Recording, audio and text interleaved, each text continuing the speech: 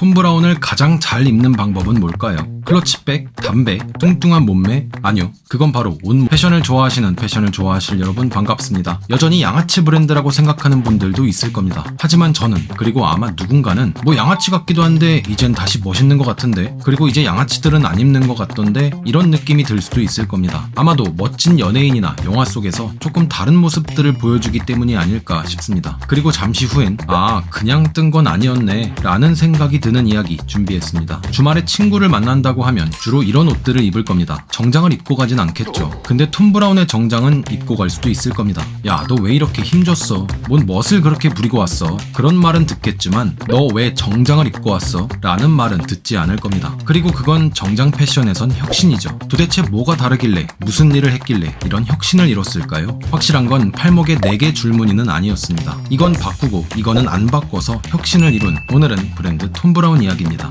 루이비통, 버버리, 구찌는 유럽 브랜드고 폴로 랄프 로렌, 브룩스 브라더스, 켈빈 클라인은 미국 브랜드입니다. 그렇다면 톰 브라운은 어디 쪽일까요? 유럽이라고 생각할 수도 있지만 미국입니다. 그리고 위 브랜드의 창업자들은 이미 대부분 죽거나 할아버지가 됐습니다. 톰 브라운의 창업자 톰 브라운, 현재 나이 겨우 58세. 그는 미국 펜실베니아에서 태어났습니다. 7남매 중 넷째로 집안은 굉장히 잘 살았습니다. 어머니, 아버지 둘 다 변호사였고 항상 정장을 입었죠. 특히 아버지는 통이 넓고 품이 큰 브룩스 브라더스 정장을 입었습니다. 왜냐면 그땐 그런 게 유행이었거든요. 그런 부모님을 보고 자란 톰은 자연스럽게 의사, 변호사, 회계사 그런 전문직을 가려고 했고 경제학 전공으로 대학교에 들어갑니다. 부모님과 떨어진 톰은 이때부터 자신의 길을 찾기 시작하는데, 보통 대학교를 가면 전공과 상관없이 하고 싶은 게 생기기도 합니다. 웹툰 작가나 영화감독 등등. 하지만 대부분 포기하고 취업을 하죠. 24살의 톰도 마찬가지였습니다. 경영학과를 졸업하고 뉴욕에서 경영 컨설팅 일을 해봤지만 일이 싫어서 바로 그만둡니다. 사실 경영, 회계 뭐 그런 건 부모님이 원한 거였고 톰은 연기가 하고 싶었죠. 때마침 한 친구가 톰을 LA로 부릅니다. 어차피 배우를 하고 싶었던 톰은 땡큐 하며 바로 떠났죠. 왜냐면 LA에는 헐리우드가 있었거든요. 톰은 거기서 배우 생활을 하긴 했습니다. TV 광고도 몇 개 찍고 이것저것 하긴 했지만 그렇게 큰 성과를 내진 못했죠. 톰이 키가 좀 작았거든요.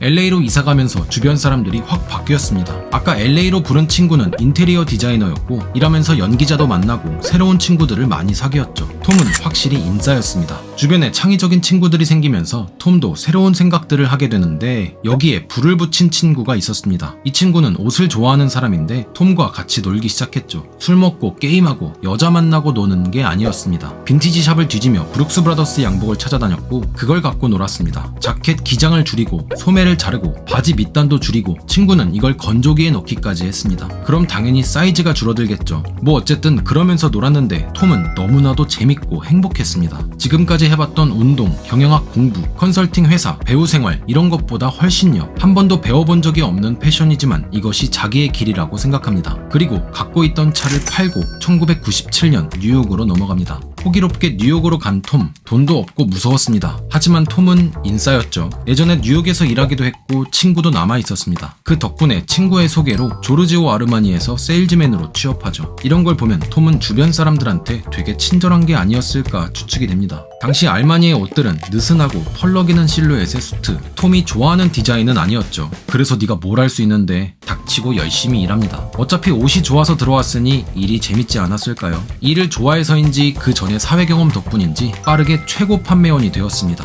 근데 꼭 주인공들은 그 이상의 것들을 배우죠. 경영학과 출신에 컨설팅 일도 잠깐 해봤던 톰은 그 기간 동안 패션 업계, 패션 산업, 특히 명품 브랜드들이 어떻게 돌아가는지를 잘 스캔하고 터득합니다. 마치 산업 스파이처럼요. 그러던 와중 인싸인 톰은 또 친구를 사귀입니다. 이번엔 폴로 랄프 로렌의 비서실장이었죠. 톰의 실적과 능력이 랄프 로렌 귀까지 들어갑니다. 마침 랄프 로렌이 인수했던 브랜드 클럽 모나코에 남성복 개발 디자이너 자리가 비어 있었고 그 자리에 톰을 꽂아버립니다. 그때까지도 톰은 옷에 대한 교육을 받은 적이 없었습니다. 근데 그건 랄프 로렌도 마찬가지였죠. 패션 전공은 아니지만 패션으로 성공한 랄프 로렌. 그는 교육보다는 패션에 대한 감각이나 열정, 흥미 같은 게 더 중요하다고 생각하지 않았을까요? 어쨌든 하지만 톰은 거기서 디자인을 합니다. 주로 바지, 가디건, 옥스포드 셔츠를 맡았는데 여기서도 엄청나게 배웁니다. 지식이나 기술도 배웠지만 인싸인 톰은 인맥들도 얻게 되죠. 디자이너뿐만 아니라 재단사랑도 친해집니다. 그 재단사들에게도 엄청 배웠죠. 당연합니다. 헬스를 좋아하는 사람에게 전문 트레이너가 운동을 알려준다면 신나게 배우겠죠. 옷 만드는 교육을 받은 적이 없었던 톰은 스펀지처럼 지식을 빨아들이고 클럽 모나코에서 자신이 좋아했던 디자인, 짧은 기장의 바지, 슬림한 가디건이나 자켓들을 브랜드에 녹이려고 했지만 못했습니다. 클럽 모나코는 그런 걸 할 수 없는 다소 평범하고 캐주얼한 브랜드였거든요. 생각해볼게요. 갑자기 유니클로에서 이런 별난 옷이 나올 수 있을까요? 아니요. 담당자가 빠꾸시킬 겁니다. 바지 기장 짧은 게 뭐 그리 별난 건가 싶을 수도 있지만 그 당시엔 큰일이었습니다. 정장은 굉장히 보수적이라 바지 기장뿐만 아니라 소매 기장, 품, 라펠 모양 등등 거의 몇 가지 안에서 규칙처럼 정해져 있습니다. 톰의 아이디어들은 그 당시엔 너무 파격적이었죠. 하지만 혁신은 그런 말도 안 되는 생각에서 나옵니다. 에라이, 그냥 내가 혼자 해야겠다. 톰은 클럽 모나코를 그만둡니다.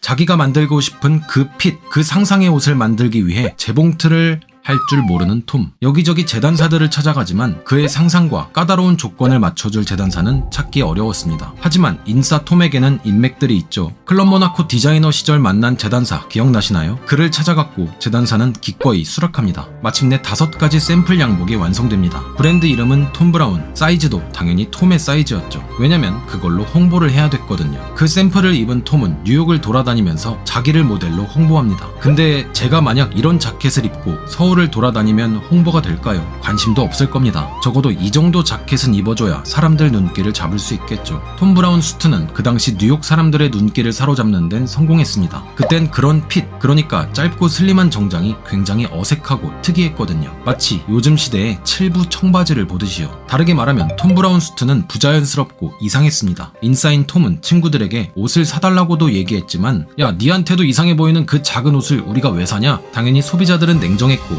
톰 브라운 정장을 맞추러 오는 사람은 별로 없었습니다. 누군가는 저게 뭐야, 양복 시장도 이제 다 죽었네. 하지만 그때 양복 업계는 이미 죽어 있었습니다. 그 시절 사람들은 양복이 필요가 없었거든요. 대부분의 사람들은 청바지나 티셔츠, 니트, 면바지를 입었고 양복이란 건 뭔가 격식 차리고 딱딱한 옷이 되어 있었습니다. 톰뿐만 아니라 다른 디자이너들도 그 문제를 해결하려고 했는데요. 라프 시몬스, 디오롬무의 에디 슬리머는 색다른 수트를 선보였고 구찌에 있던 톰 포드는 하이웨이스트 벨벳 수트를 선보였습니다. 그 정도는 사람들이 이해할 정도의 디자인이었지만 톰 브라운의 수트는 예술가가 만든 요상한 정장으로 취급됐죠. 그 누구도 그때까지는 그게 성공할 거라 전혀 예상하지 못했습니다. 2003년 톰은 또 다른 친구 히가사를 사귀입니다. 꼼데가를 송에서 브랜드 기획을 맡았던 사람인데 톰한테 이렇게 말하죠. 아무리 특이하고 이상해서 어색할지라도 반복해서 보여주면 대중들도 이해할 거야. 에어팟이 세상에 나왔을 때 기억하시나요? 무슨 콩나물임? 저걸 왜 낌? 애플 망했네. 하지만 지금 우리에게 에어팟은 너무나도 자연스럽죠. 톰 브라운의 수트 역시 처음엔 비슷했습니다. 사무직 사람들의 평범한 정장이 아니었죠. 히가사의 반복 노출 전략은 톰 브라운에도 먹힐까요? 그해 톰 브라운은 뉴욕에서 첫 번째 맞춤 제작 매장을 열게 됩니다. 여전히 수트는 그냥 아저씨 옷이었고 비즈니스 하는 사람들만 입었죠. 젊은 사람들은 당연히 그게 멋있다고 느끼지도 않았습니다. 톰 브라운은 그런 정장 장르 자체를 사람들에게 다시 소개하고 싶었고 청바지나 티셔츠처럼 정장도 편하고 멋있을 수 있다는 걸 보여주고 싶었습니다. 그러던 어느 날 톰 브라운의 매장에 지미 펠런이 옵니다. 우리나라로 치면 유재석 같은 뭐 엄청난 유명인인데 이 집 잘한다고 소문 듣고 정장 맞추러 왔어요. 근데 좀 여유롭게 만들어주면 안 돼요? 안 됩니다. 결국 톰이 만든 대로 맞춰갔죠. 그 다음엔 가수 데이빗 보이가 오더니 소문 듣고 왔어요. 난 그냥 알아서 잘 만들어줘요. 네. 그 정장을 입은 데이빗 보이는 콘서트를 하고 지미 펠런은 TV쇼를 하고 그렇게 톰의 계획대로, 정확히는 히가사의 계획대로 이 회색의 슬림하고 짧은 바지의 수트는 조금씩 반복해서 사람들의 머릿속으로 들어갑니다. 그리고 그 효과는 생각보다 엄청났습니다. 항상 무난한 걸 만들었던 미국 브랜드 갭에서 짧은 기장의 슬랙스를 만들었고 미국 브랜드 제이크루는 슬림한 수트를 만들었죠. 이 거대한 세상에서 아주 비주류였던 정장은 작지만 그렇게 조금씩 바뀌어갔죠. 이 전까지 짧은 회색 정장을 입은 톰은 뉴욕에서 놀림거리였지만 이제 몇몇 사람은 그에게 이렇게 말했습니다. 안녕, 멋진 톰 브라운. 2006년 결국 사고가 터집니다. 미국의 명품 백화점에서 톰 브라운에게 입점 제안을 하죠. 제대로 오픈한 지 겨우 4년밖에 안 된 브랜드에게요. 동시에 미국 디자이너 협회 CFDA에서 올해의 남성복상까지 받았으니 이 짧은 회색 정장이 미국에선 인정을 받은 거죠. 그 다음엔 브룩스 브라더스와 협업도 했는데요. 프로젝트 이름은 블랙플리스. 혹시 여기에서 왠지 톰 브라운이 느껴지지 않나요? 로고나 프린팅이 아니라 이렇게 디자인만으로 브랜드가 느껴진다는 건 꽤 어려운 일일 겁니다. 톰 브라운이 꼭 로고가 없었던 건 아닙니다. 로고라기보다 시그니처 패턴 이 4개의 줄무늬가 있는데요. 이게 이때까지는 3개였습니다. 그런데 아디다스에서 그걸로 고소를 했고 2008년, 2009년까지는 3줄로 하다가 결국 4줄로 바꿨죠. 근데 정확히 아디다스 때문인지는 모릅니다. 그리고 그때부턴 치마도 만듭니다. 여성복이 아닌 남자를 위한 치마였죠. 왜 만들었냐는 질문에 톰은 이렇게 답합니다.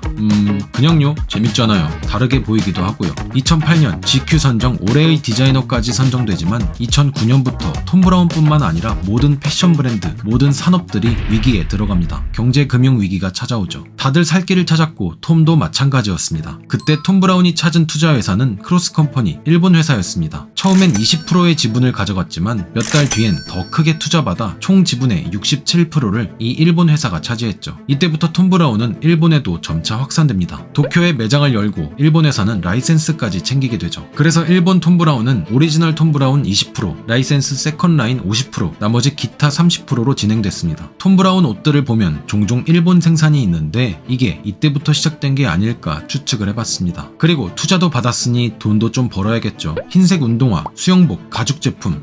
이것만 아니었어도 이건 이 세상에 안 나왔을 수도 있을 텐데. 스웨트팬츠 등등 살만한 아이템들을 생산하기 시작합니다. 하지만 톰은 여전히 톰 브라운 정장에도 집중했죠. 2009년 이번엔 이탈리아로 갑니다. 아마 보신 분들도 있겠지만 이런 쇼를 했죠. 40명의 남자가 모두 회색 정장에 트렌치코트로 같은 옷을 입고 무서울 정도로 똑같은 행동을 합니다. 뭐 미국 남성성에 대한 비판이다, 사무직 조롱이다 이런 말들도 있는데 의미는 접어두고 그냥 느껴보면 되게 강압적이고 일관되고 반복되는 모습이 머릿속에 박힙니다. 이것도 톰, 아니 히가사의 전략일 수도 있겠죠. 그리고 톰은 이탈리아에서 또 인맥을 만들었는지 이번엔 이탈리아 브랜드 몽클레어의 일부 디자인을 맡습니다. 다음엔 슈프림과도 협업하고 2010년 파리로 넘어가 남성 컬렉션을 진행합니다. 근데 생각해보면 톰 브라운은 미국 뉴욕 출신 브랜드인데 말이죠. 톰은 파리가 좋아서도 있지만 내가 파리에 있을 자격이 있다는 것을 보여주기 위한 도전이다 라고 말합니다. 말만 그런 게 아니라 다음 해에 바로 뉴욕에서 컬렉션을 진행합니다. 그 안 팔리는 정장을 이탈리아, 프랑스에서 증명하고 당당히 미국으로 복귀한 거죠. 뼛속까지 미국인인 게 당시 미국 대통령 오바마의 부인 미셸 오바마의 드레스도 만들었거든요. 그때부턴 주로 미국, 뉴욕에서 활동합니다. 2012년 뉴욕 톰 브라운 쇼를 볼게요. 아주 대비되는 두 가지가 있는데 하나는 엄청 슬림하고 찡이 박힌 펑크, 다른 하나는 과하게 오버사이즈된 운동선수 느낌.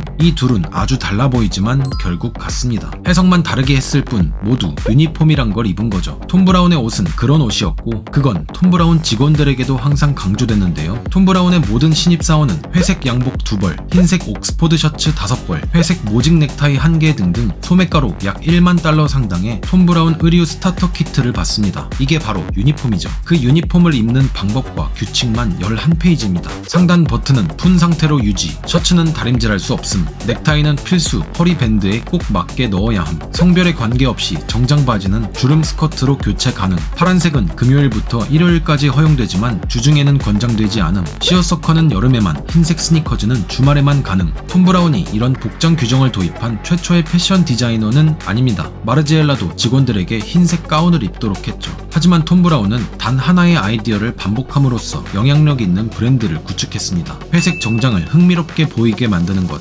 2013년 톰 브라운은 CFDA에서 또 상을 받고 2016년에도 상을 받아 총 3번을 기록합니다. 이게 뭐 만만한 상은 아닌데요. 경쟁자들이 루이비통의 디자이너였던 마크 제이콥스, 폴로 왕국의 랄프 로렌, 톰 포드, 릭 오웬스, 이 중에 남성복 디자이너로 3번씩이나 상을 받은 건 톰 브라운이 유일했습니다. 그전까지 톰 브라운 지분은 일본 회사가 갖고 있었지만 눈독 들인 회사들이 많았습니다. 겨우 15년 된 브랜드인데 미국뿐만 아니라 이탈리아, 프랑스에서도 입증한 브랜드니까요. 그것도 비주류인 정장을 가지고요. 2016년 샌드브리지가 톰 브라운 대부분을 인수했다가 다음엔 2018년 제냐 그룹이 85%를 인수합니다. 그렇게 지배 구조는 이동했지만 톰 브라운은 여전히 최고 크리에이티브 책임자 CCO 역할로 남아있습니다.